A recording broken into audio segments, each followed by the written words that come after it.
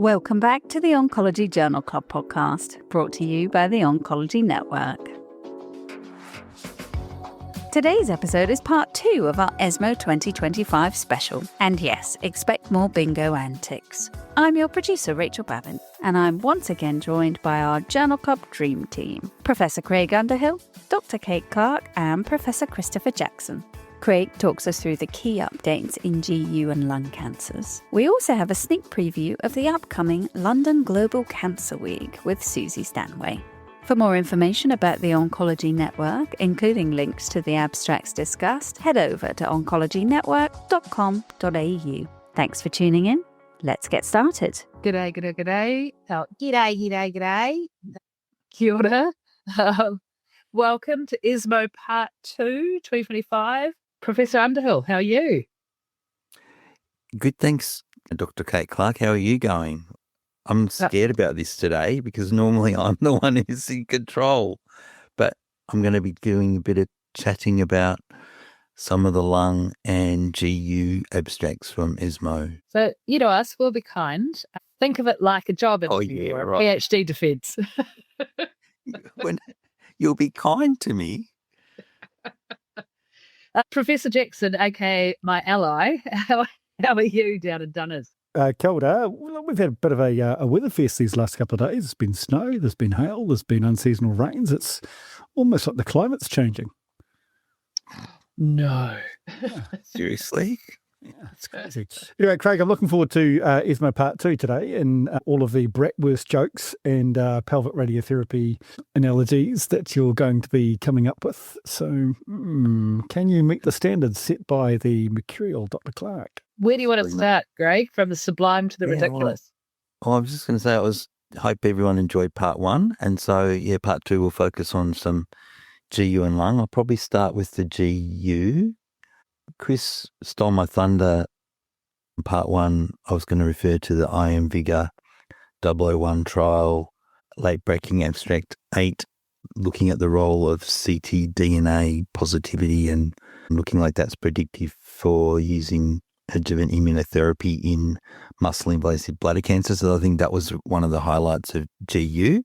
So if people are interested in that, it is worth listening to Part 1. But there was a couple of other studies in urothelial cancer. One was a phase 2 in HER2 expressing urothelial cancer, late breaking abstract 07.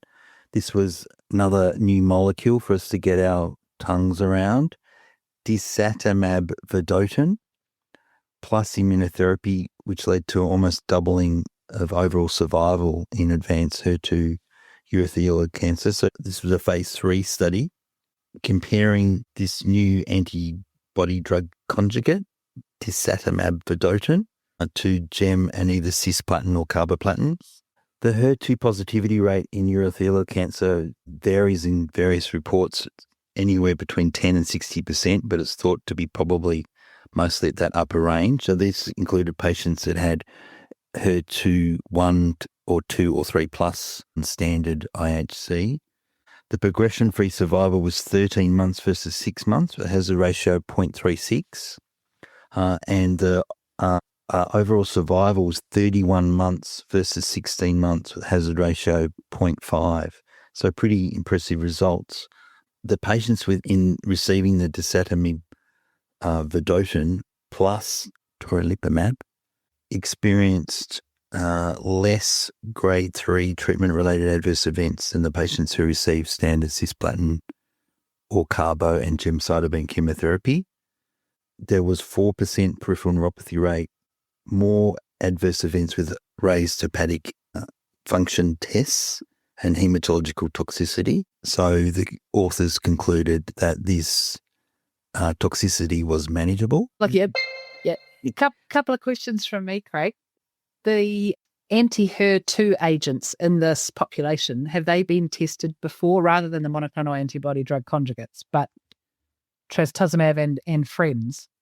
Has that work been done? I'm not sure. That's a really great question, Dr. Clarke, but I don't know that answer. I presume there has been studies in this population with other HER2 agents, but this was a study done in Chinese population. The drug's being developed by a Chinese company, And so that was one of the first criticisms, that it's a China alone population. And the other criticism of this study was the reference arms probably no longer the standard of care in countries that now have enfortumab and pembrolizumab available on the basis of ESMO last year.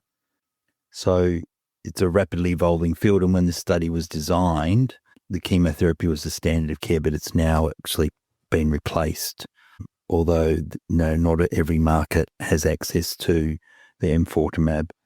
But it's now meant that it's quite a complicated field going forward, because both HER2 and Nectin-4 are enriched in these cancers and often overlap.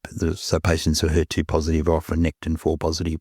So there'll need to be ongoing trials to try and tease out what the new standard of care might be. But certainly interesting results, and the conclusion from the discussant was that this study will obviously need to be broadened out into a more diverse population other than just in China. Yeah, I think we have to really be super careful about comments like that, I think, because, we often don't say this is only done in an American population. And then, so I think discussants who say things like that have to be a little bit careful about, sure, generalizability is an important feature of all randomized controlled trials. You do want to have a heterogeneous population, so it is extrapolatable to the population study. But you wouldn't make that kind of comment if it was a Europe-only study or a American-only study, right? So you have to be a little bit careful about that. Second of all, I think that, China is clearly a very strong emerging player in drug development internationally. I think that, China had almost as many INDs as FDA did, and, toripalimab is a Chinese PD-1, isn't it? So it's aiming for that fast follower status in urothelial cancer here also. I think we're going to see an awful lot more randomized phase 3s coming out of mainland China in the near future. And I think we should think about it as an opportunity. Yeah. I'm disappointed when people say this offers nothing novel. I'm like, well, it's 20% of the price. That's novel. Yeah. So let's start from there. I'm going to refer to a few other products coming out of China in this episode. So maybe we need to add something to our bingo card. This study needs to be redone in populations outside of China, because this will come through a few times on this podcast. So, and I'm not saying that that's what I would say. I'm just saying that's what the criticism of the study is saying. was. Yeah. 100%. Because a less generous person would say, think of the wealthy white population, how are they going to respond to these drugs? Yeah. Right. Yeah, and I think we can anticipate and expect that you do have differences in pharmacodynamics and pharmacokinetics between populations. I mean, that's well established. We saw that with S1 and GI cancer. We see that with capecitabine in different populations. We saw that with EGFR inhibitors in lung cancers also. I don't think we've got the same level of evidence to suggest that's true in the immune therapy era, but perhaps that's an area of active research to be considered. Well, I think, Chris, as we are beginning to understand that it's a whole of person model for how immunotherapy reacts, and so it is modifiable, that maybe it's not as clear as genetics, but environment. So I think that's very interesting. And microbiome, right? Yeah, all about microbiome. Yeah. Craig, what else have you got for us? So another bladder cancer study. So just mentioned before enfortumab pembrolizumab, which has now become, one of the standards of care if you can get access to it in cisplatin ineligible patients. So this was a Keynote 905 EV303, or late-breaking abstract 2, which is perioperative enfortumab vedotin plus pembrolizumab prolonging survival in muscle-invasive bladder cancer. So this perioperative approach, we're seeing that time and time again in many cancers now. It seems to perioperative immunotherapy may be the way to go rather than just adjuvant immunotherapy.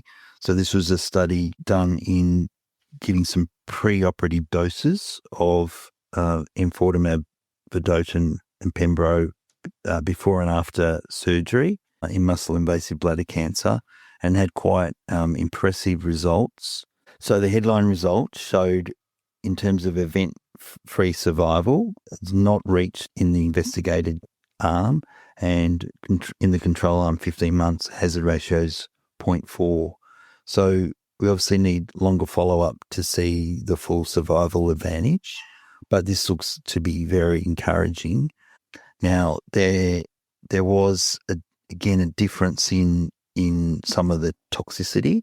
And so there's some specific adverse events of note with this combination of vedotin and pembrolizumab. In particular, there's some skin reactions, peripheral neuropathy, ocular disorders, and hypoglycemia. Yeah, Craig, look, that is really impressive. I mean, a hazard ratio of 0.4 in the perioperative setting is pretty strong in any cancer, isn't it? So that's clearly a big step forward for this cancer. And is this going to create a new standard of care in this tumour? Well, perhaps it will, Chris. And just the perioperative approach, as I said at the start of the discussion of the abstract, is, this sort of interesting approach. We're seeing that with lung cancer, with gastric cancer, esophageal cancer, that this perioperative approach may be important to, with an intact immune system, intact, local regional lymph nodes, you may get an immediate benefit and reduction in the tumour and an ongoing immune response during that break while people have surgery. We know surgery is immunosuppressive. People have to recover from it before they can have the treatment. Yeah, I mean, are you seeing many other trials of perioperative management in bladder cancer, Craig? It's been a while since I've treated it. It seemed to be mostly preoperative or adjuvant in days gone by. No, I think that's right. Normally, there's neoadjuvant approaches or there's adjuvant approaches, but this perioperative approach, I think, is quite novel. But as I said, fits in with really what's going on in other tumours. I mean, certainly it's been very successful in melanoma, hasn't it, where you've got the exposure to the neoantigens at the time of exposure to IO being giving the immune system a chance to recognise those antigens and then wander around and mop them up and go dum, dum, dum, dum, dum.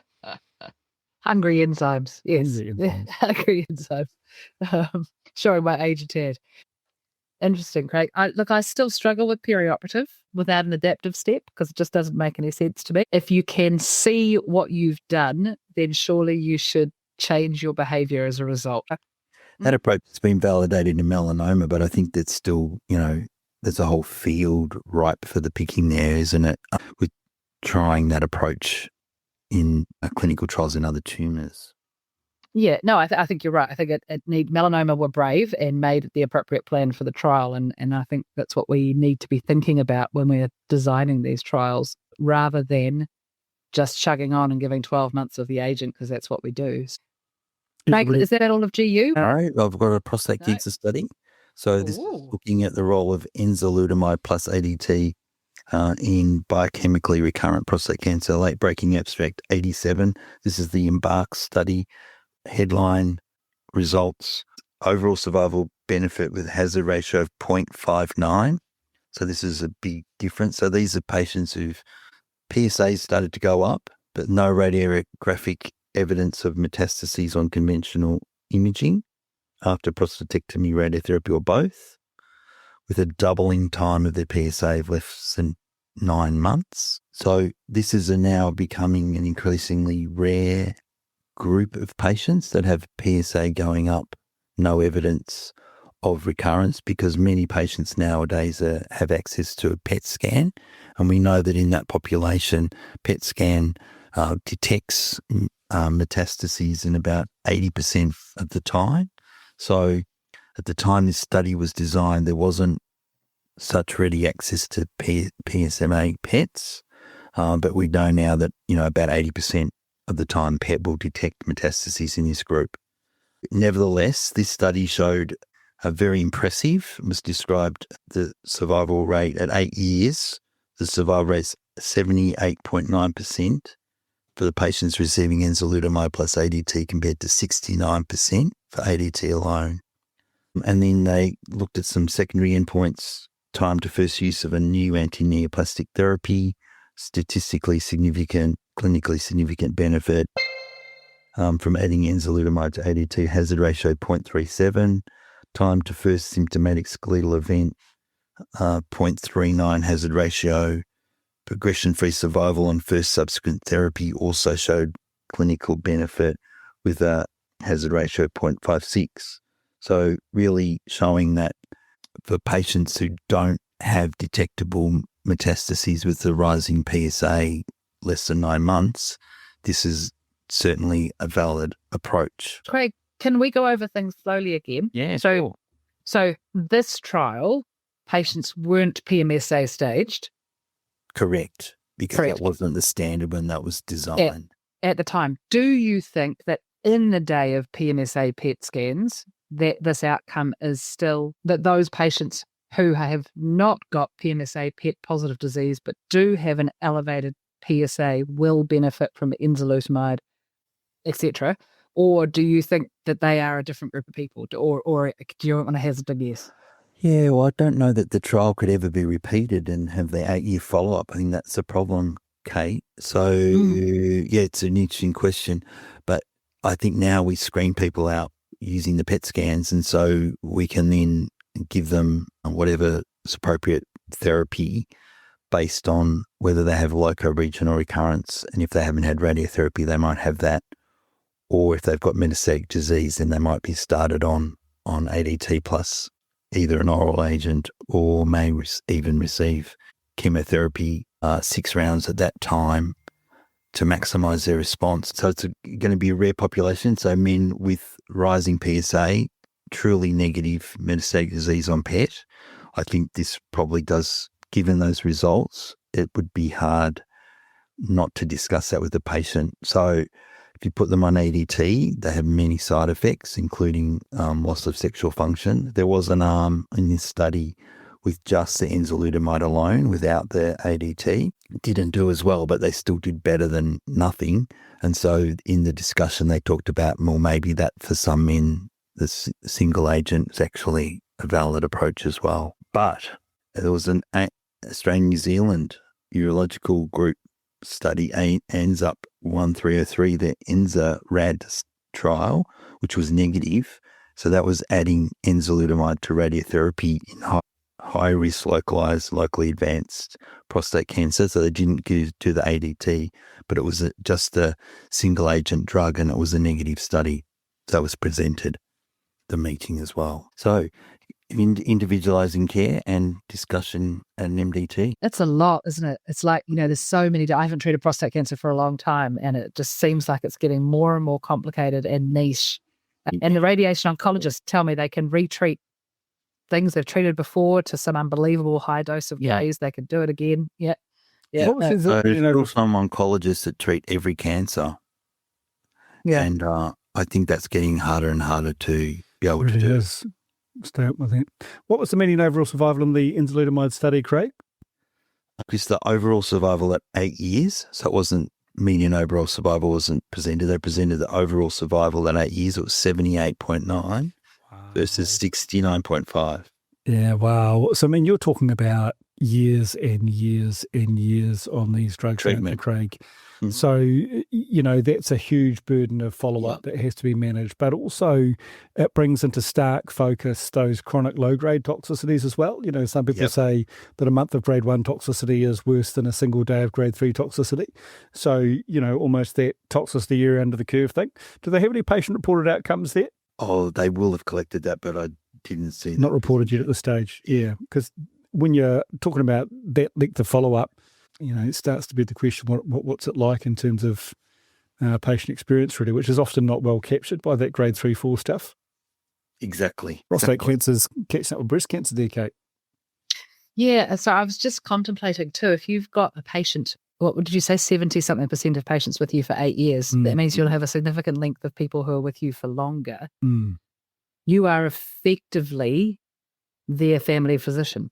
You have got more of a long-term relationship with them than many general practitioners are able to provide, and at least in New Zealand. I don't know what Australia's system's like, through no fault of the GPs, right? And that carries worry for this medical oncologist who struggles to keep up with oncology data, let alone what's the right thing to do for blood pressure. So I think it's huge, isn't it? How we absorb that number of people and who is best to care for them and how for decades. And what happens when you retire? All of a sudden you have to say goodbye to all these people who have been hanging off your every word for years. Tell me about hard work. Yeah. Yeah. All right. So we go on to some lung cancer. 15 years ago, 20 years ago, when I started doing oncology, lung cancer, we would have been like, oh, that's sweet. take 2 minutes. We're still doing platinum doublets. But what exciting new stuff have you got for us It's today? incredible because we know lung cancer is about 30 different cancers at least, isn't it? They all just start in the lung. So this is going to be Cook's tour through some really incredible results with new molecules in these subsets of lung cancer. So first one's extensive stage lung cancer. So Kate, what's the median survival of patients with extensive stage lung cancer that you were taught as a medical student? Do you remember? Small cell? Yeah. Oh, It's like 6 to 9 months, right? Yeah, right. So this is that's now getting blown out of the water. So we know that the standard of care now is chemotherapy plus immunotherapy, and durvalumab is considered the standard based on previous studies. So this study was done in China. So this is the Delphi 303 study combining tarlatamab, which is a bispecific T-cell engager, previously shown to be effective in second-line therapy or as first-line maintenance with a PD-L1 inhibitor. So this was said to have manageable toxicity, but they had cases of cytokine release syndrome and immune effector cell-associated neurotoxicity syndrome, or ICANS, which was said to be mostly low-grade, and only 6% of patients discontinued treatment due to an adverse event. I wouldn't call that low-grade. And predictive biomarkers may be required to tease out those who really benefit. But this agent showed an overall response rate, 73.3%, median progression-free survival of 6 months, and 12 months and 24 months overall survival of 68 and 59%. So you have more than half the patients living 2 years compared to our kind of standard of 6 to 9 months.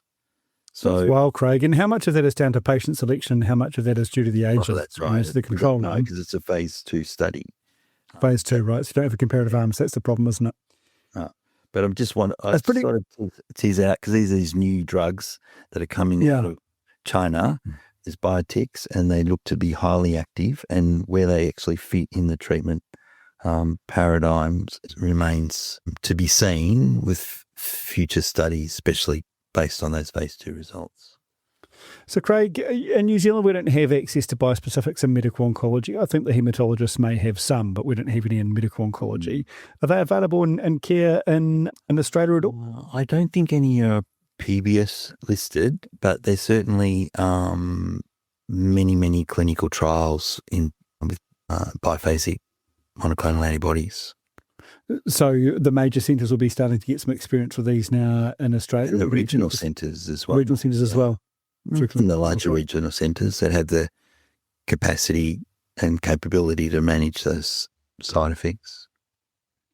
Yeah, and I guess if you're doing the CAR T-cell therapy, they're managing have the team of expertise to manage the cytokine release syndrome is something you're more familiar with, and so the drugs can be delivered more safely, and that would be something that I'd be worried about in our local environment, for example, where we just don't have that kind of experience or backup to manage that. And there's a whole new class of molecules that do require specific expertise to handle safely, right?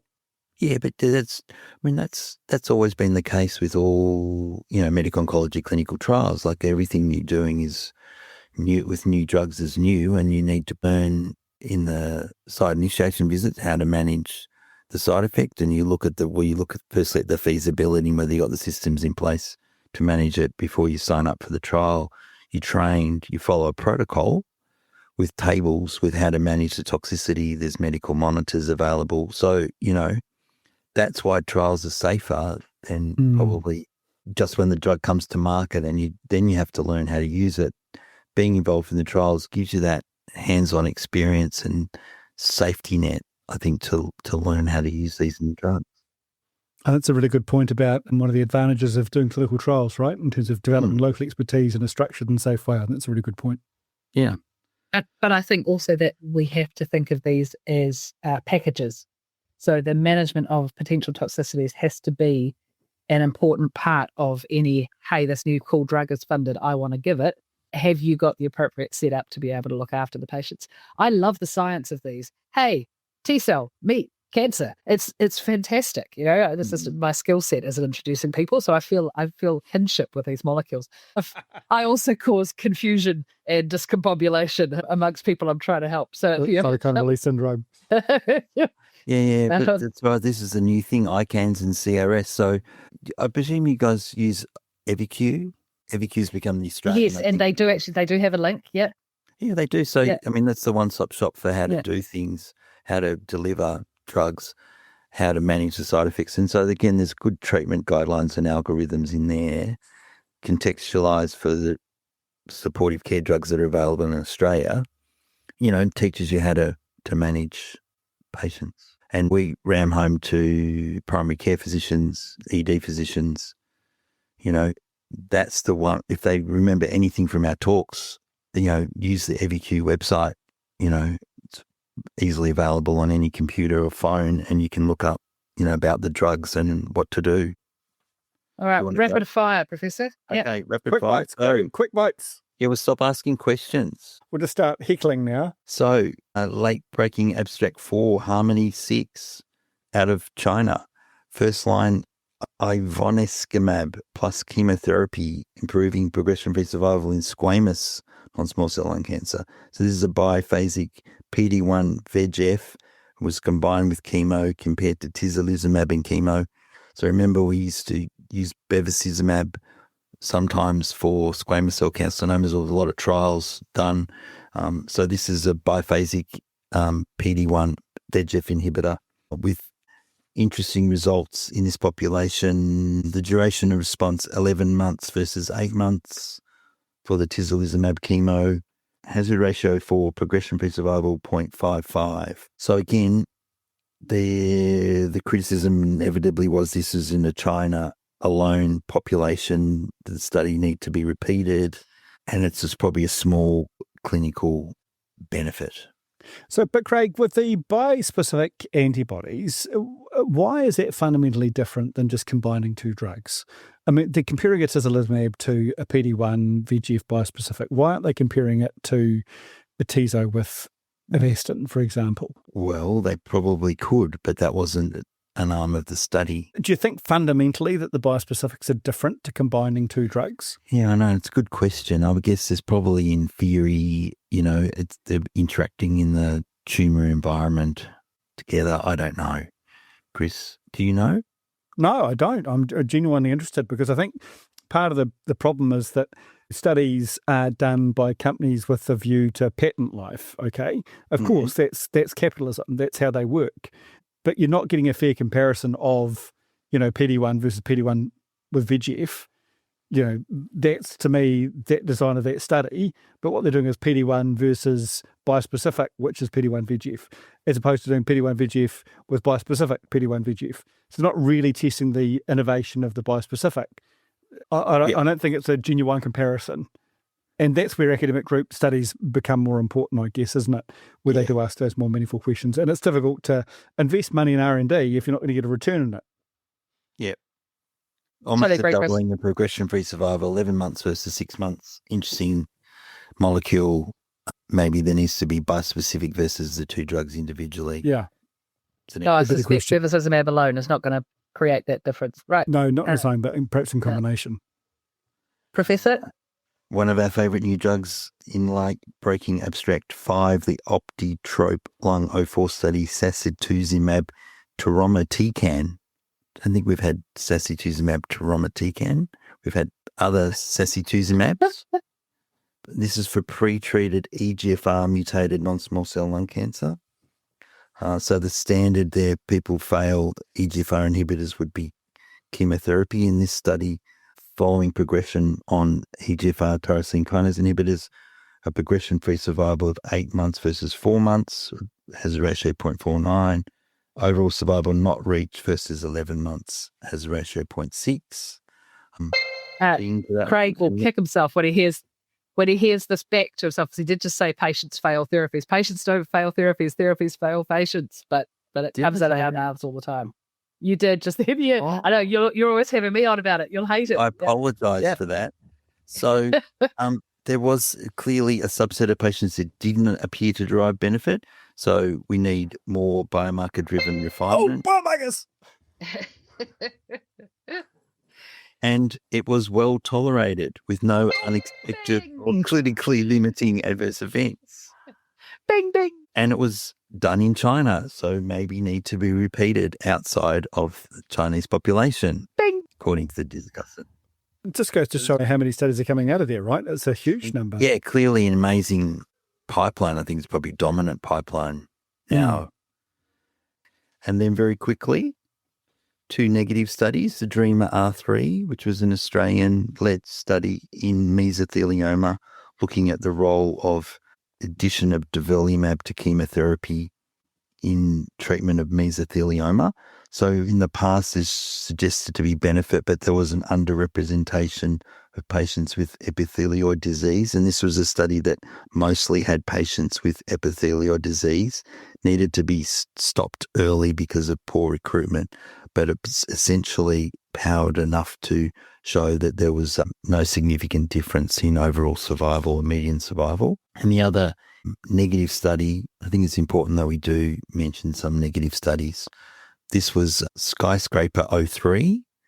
This was building on the back of the specific trial, which showed that adding durvalumab to chemoradiotherapy was the standard of care in patients with unresectable stage 3 disease.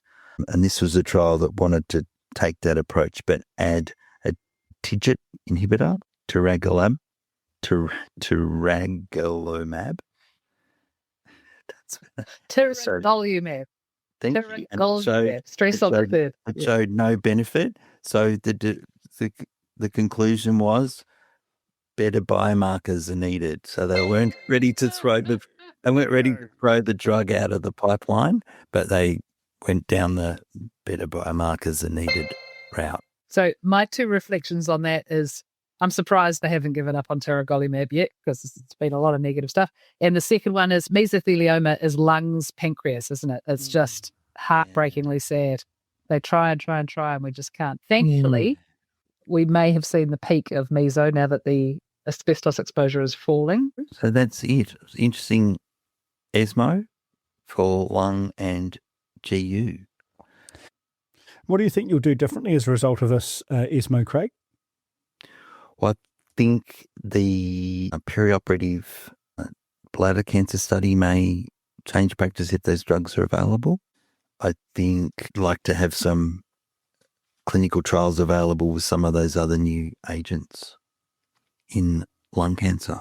I think you would consider enzalutamide for that small niche of men who have rapidly rising PSA, but no evidence of metastatic disease. But you have to individualize that, and it's a discussion of risks and benefits. And the thing is with the enzalutamide study, that agent's already widely available, right? And so that group will probably be receiving that treatment this week. Enza is available in that population. There's a slight difference in the PBS in Australia. They have a 10-month doubling time. The study was 9, so that's neither here nor there. And there's other agents available as well. And what about you, Kate? What do you think will be practice changing for you as a result of ESMO? Look, I will be discussing Matterhorn, so perioperative immunotherapy alongside FLOT. I still will not be discussing adjuvant CDK4/6, but I do think if I treated lung, I would at least discuss the adjuvant TKI data.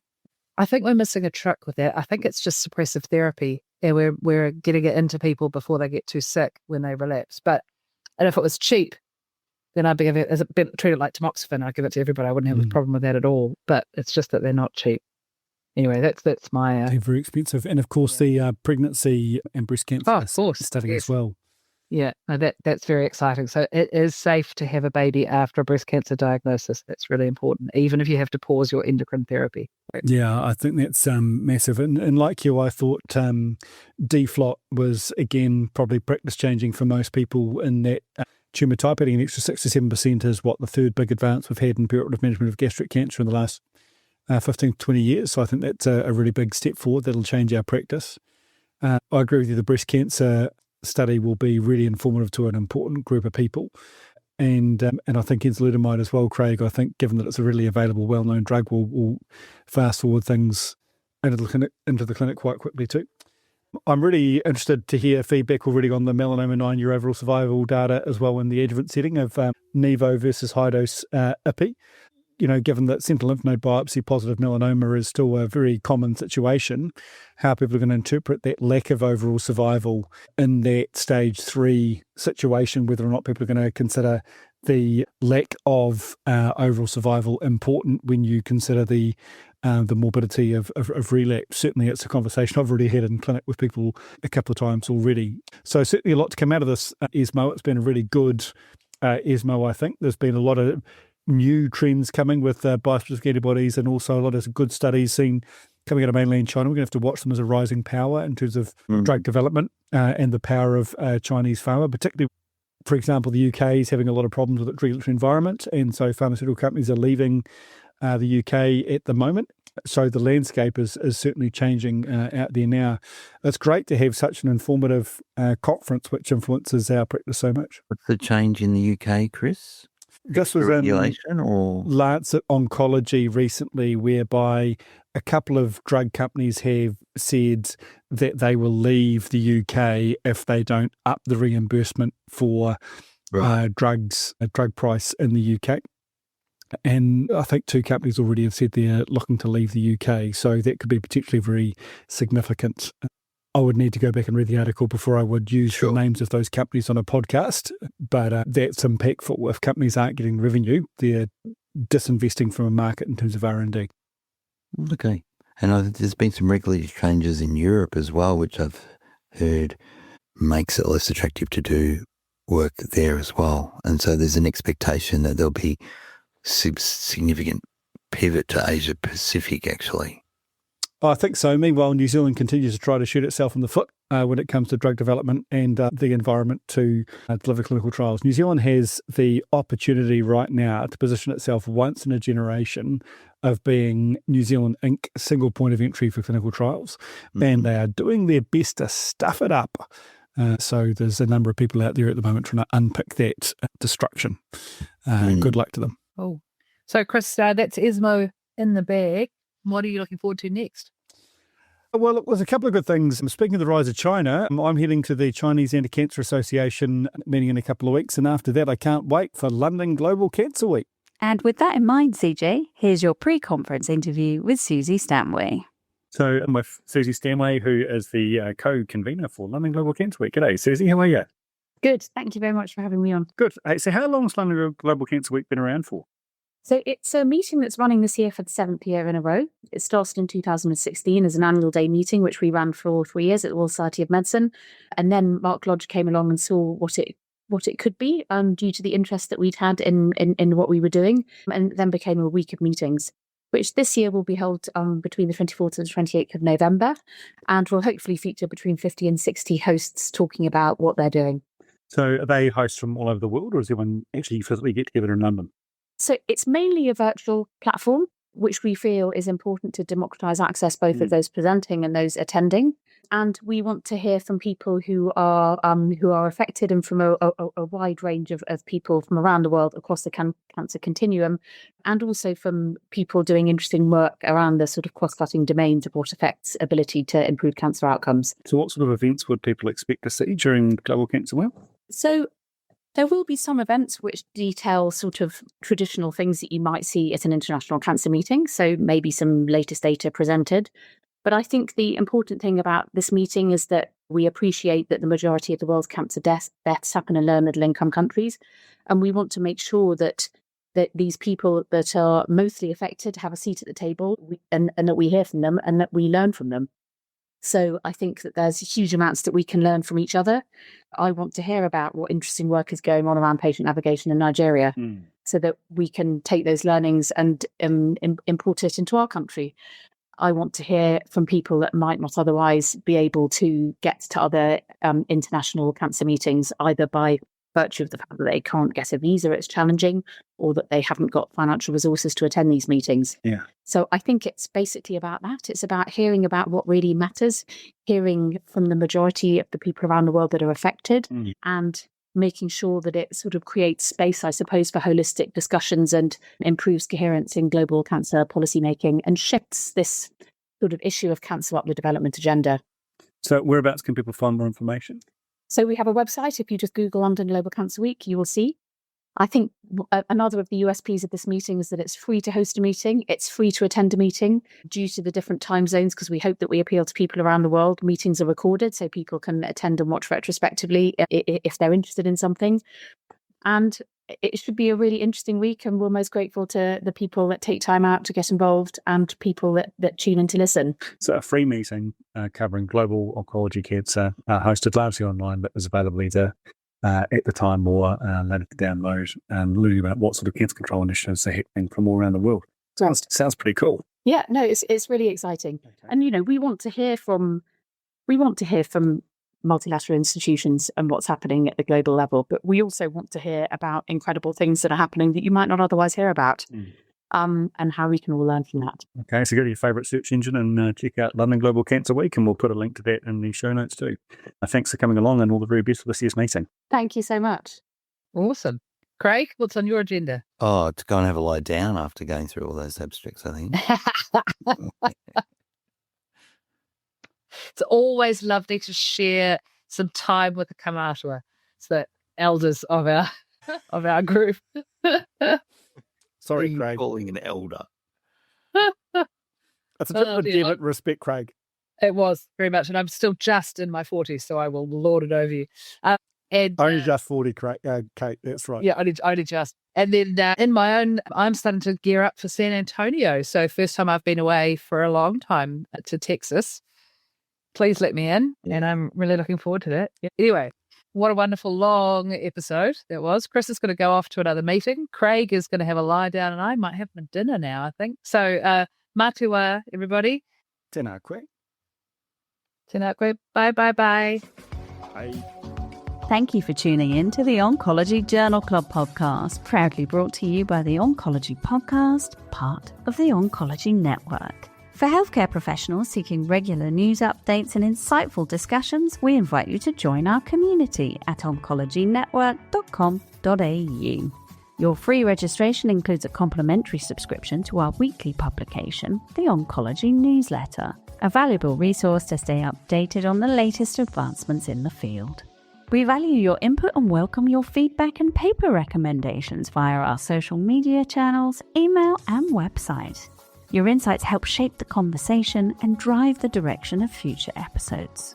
This is Rachel Babin signing off for the Oncology Journal Club podcast.